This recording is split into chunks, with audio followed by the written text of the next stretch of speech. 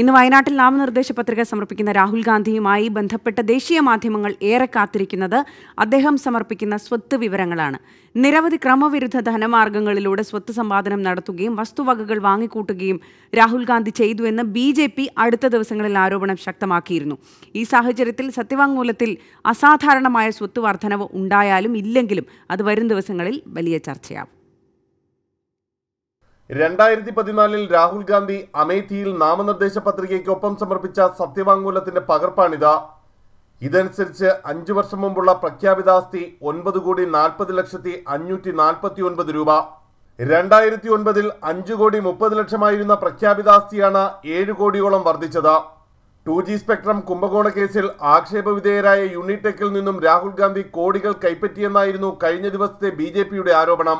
National spot exchange കുംഭകോണ കേസിലെ മുഖ്യപ്രതികളിൽ ഒരാളായ ജിഗ്നേഷ് ഷായുമായി രാഹുൽ ഗാന്ധിക്കും പ്രിയങ്ക ഗാന്ധിക്കും സാമ്പത്തിക ഇടപാടുണ്ടെന്നാണ് BJPയുടെ പുതിയ വിമർശനം. ന്യൂഡൽഹിയിലെ മെഹ്റോളിയിലുള്ള ഫാം ഹൗസ് ഇയാൾക്ക് പാട്ടത്തിന് നൽകിയെന്ന രേഖകളാണ് BJP നിരത്തുന്നത്. വസ്തുവിന്റെ മൂല്യം തെറ്റായി വിവരിച്ച് മൂല്യത്തോളമുള്ള പണം വാടക ഇനത്തിൽ ഓരോ മാസവും സ്വീകരിക്കുന്നു.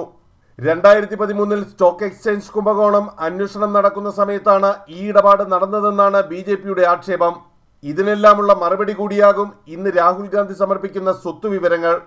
അസാധാരണമാണെന്ന് തോന്നിക്കുന്ന ഏതെങ്കിലും വർധനവ് സ്വത്തുക്കളിൽ ഉണ്ടെങ്കിൽ അത് വരും ദിവസങ്ങളിൽ BJPയുടെ പ്രധാന തെരഞ്ഞെടുപ്പ് ആയുധമാകും. ഏതെങ്കിലും വിവരങ്ങൾ സത്യവാങ്മൂലത്തിൽ ഇടം പിടിച്ചില്ലെങ്കിലും വലിയ വിവാദങ്ങളിലേക്കാകും അത് നീങ്ങുക. 2014 വരെ 300% രാഹുൽ ഗാന്ധിയുടെ ആസ്തി വർധനവിന്റെ തോത്. ആർ രാധാകൃഷ്ണൻ, 24, ഡൽഹി.